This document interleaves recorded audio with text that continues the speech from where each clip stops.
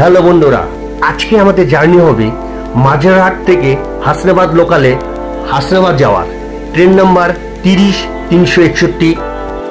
যদিও আমরা মাঝেরহাট থেকে উঠবো না, আমরা উঠবো বালিগঞ্জ থেকে। তো এই গোটা ভিডিওটা থাকবে বালিগঞ্জ থেকে হাসনাবাদ অব্দি প্রত্যেকটা স্টেশনে জার্নি ডিটেলস। মাঝেরহাট থেকে আসে বালিগঞ্জে টাইম হচ্ছে 12:56। তবে চলুন, আর দেরি কিসের।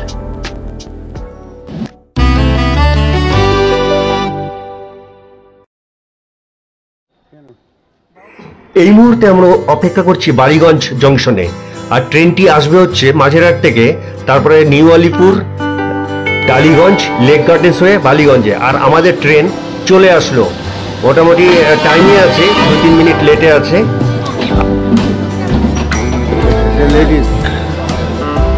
জায়গা মোটামুটি ফাঁকাই আছে।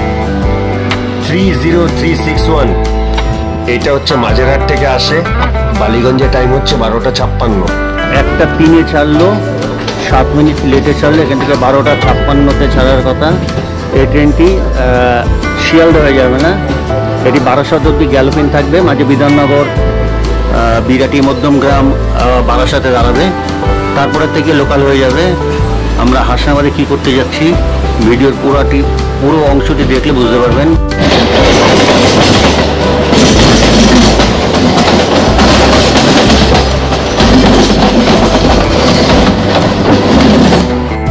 হাসনাবাদে পৌঁছানোর টাইম 3:18।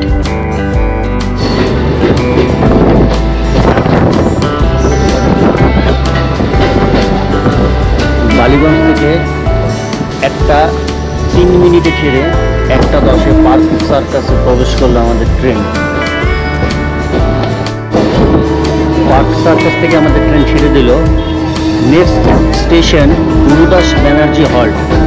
ওই যে নিচের লাইন দুটো দেখা যাচ্ছে, ওটা হচ্ছে শিয়ালদা সাউথের লাইন। ওই লাইনটা মানে শিয়ালদার দিকে গেছে। আমরা শিয়ালদাকে বাইপাস করে শিয়ালদা নর্থে মিশবো বিধাননগর রোড স্টেশনে। পার্ক সার্কাসের পরে আমরা পৌঁছে গেলাম স্যার গুরুদাস ব্যানার্জি হল্টে। আর গুরুদাস ব্যানার্জি হল্ট হচ্ছে শিয়ালদা সাউথ শিয়ালদা নর্থের কানেক্টিং স্টেশন। আর ঠিক এই জায়গাটাতেই শিয়ালদা নর্থের সাথে আমরা মিশে গেলাম বিধাননগর রোড স্টেশনে।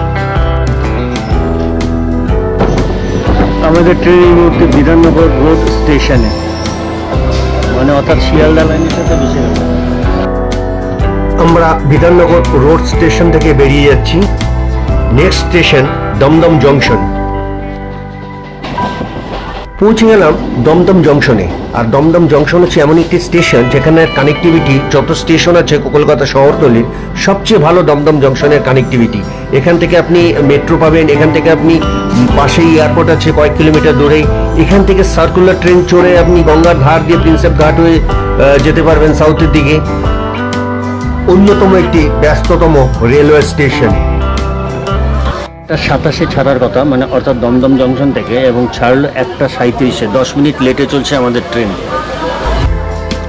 আর একটা কথা, দমদম জংশন হচ্ছে এই কারণে, দমদম জংশন থেকে কিন্তু মোটামুটি 4 দিকে লাইন যায়। একটা শিয়ালদার দিকে, একটা বনগাঁ থেকে, আর একটা যাচ্ছে নৈহাটির দিকে, একটা হচ্ছে ডানকুনির দিকে যায়। আর আমরা যাবো হচ্ছে দমদম জংশন থেকে ডান দিকে কেটে যাবো দমদম ক্যান্টনমেন্ট অর্থাৎ বনগাঁর দিকে, মানে বারাসাত অব্দি যাবো। দেখতে দেখতে আমরা ক্যান্টনমেন্টে প্রবেশ করলাম। আমাদের লাইনটা কেটে গেল ডান দিকে দমদম জংশন থেকে। এই হচ্ছে দমদম ক্যান্টনমেন্ট, এখান থেকে এয়ারপোর্ট আরও কাছে। আর এই যে প্রথম স্কিপিং করছে দুর্গানগর। দমদম ক্যান্টনমেন্টের পরের স্টপেজ হচ্ছে দুর্গানগর, সেটা স্কিপ করলো। আমরা পৌঁছে গেলাম বিরাটিতে।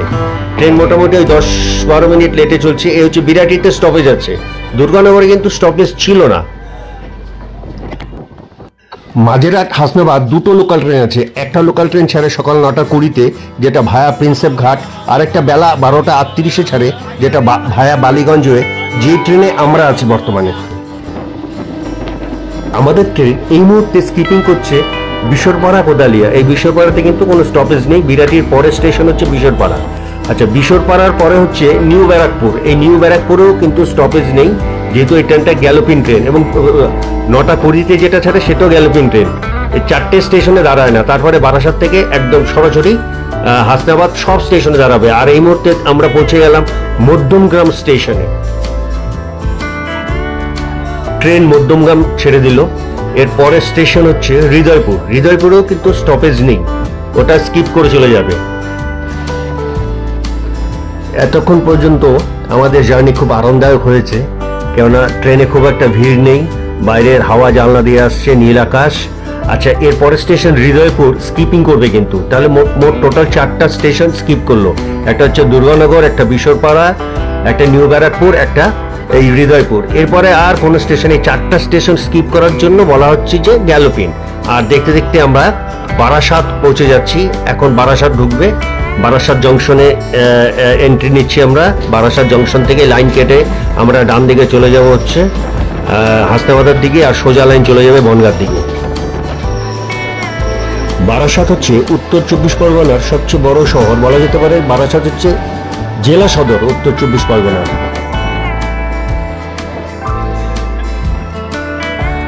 বারাসাতের সড়ক পথের কানেক্টিভিটি খুব ভালো, এবং আর এই মুহূর্তে আমরা বারাসাত ছেড়ে বেরিয়ে যাচ্ছি। আমাদের লাইন কেটে যাবে ডান দিকে, আর বাঁ দিকে সোজা লাইন চলে যাবে বনগাঁর দিকে।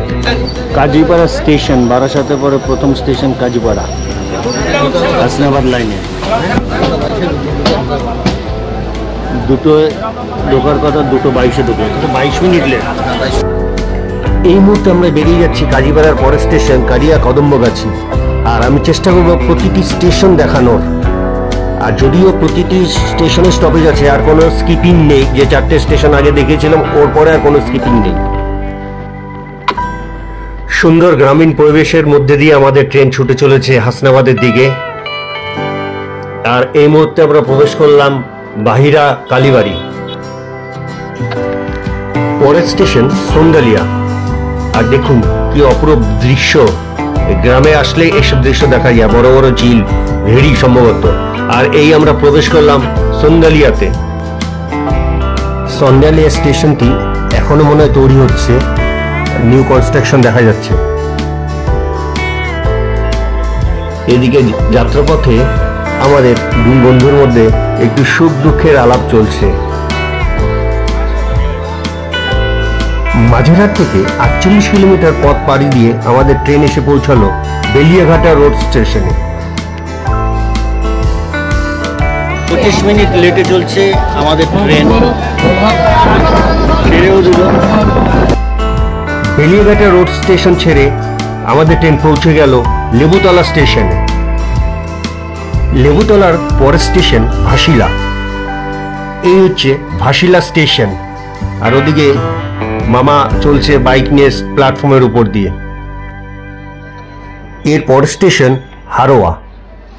এই আমরা হারোয়া রোড স্টেশনে পৌঁছে গেলাম, মানে ট্রেন এখান থেকে বেরিয়ে যাচ্ছে। আর হারোয়ার পরের স্টেশন কাকরা মির্জানগর। এই হচ্ছে কাকরা মির্জানগর স্টেশন। জানি না সত্যি কিনা, তবে এই কাকরা মির্জানগর নাকি বাবা লোকনাথের জন্মস্থান। চলে আসলাম মালতীপুর স্টেশনে।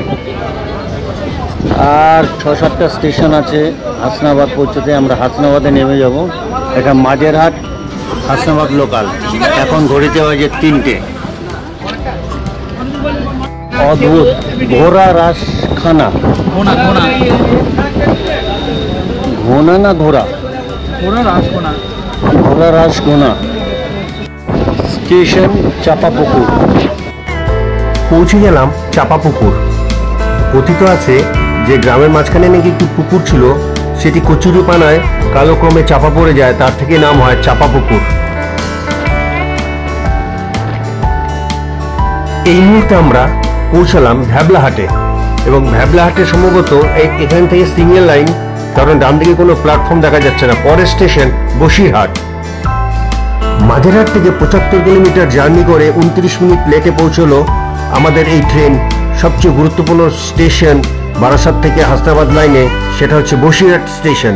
বসিরহাট একটি পৌরসভা শহর, এবং পূর্বে এর নাম ছিল বসুদের হাট, সেখান থেকে নাকি বসিরহাট নাম হয়েছে।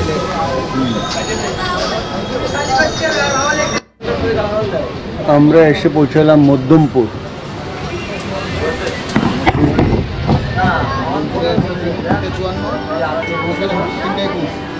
2:54 এখানে আসার কথা, আসলো 3:21। অলমোস্ট 27 মিনিট লেটে চলছি আমরা।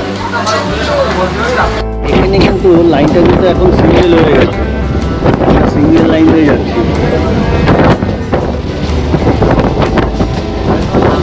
এটা হাসনাবাদের আগে টাকি রোড, এরপরেই অন্তিম স্টেশন হাসনাবাদ। আমরা আমাদের গন্তব্যে চলে আসলাম। এই হচ্ছে হাসনাবাদ, এটা লাস্ট স্টেশন। এরপরে আর গাড়ি যাবে না, এই গাড়ি আবার রিটার্ন করে যাবে। এই হচ্ছে হাসনাবাদ, ওইদিকে প্ল্যাটফর্মটা বড় দেখা যাচ্ছে। এই যে 3:34 আমরা হাসনাবাদে প্রবেশ করলাম। যেটা প্রবেশ টাইম ছিল 3:15 না 18। জলটা নেই। ট্রেন থেকে নেমে গেলাম। ভাই সাইকেল নিয়ে ট্রেনে উঠছে।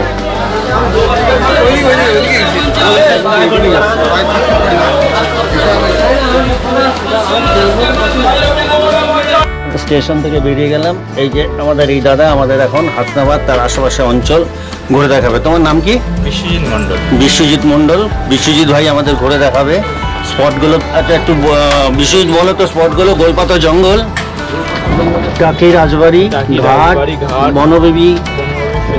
বনবেবী সেতু, আর তুমি ছোটখাটো কি কি বললে?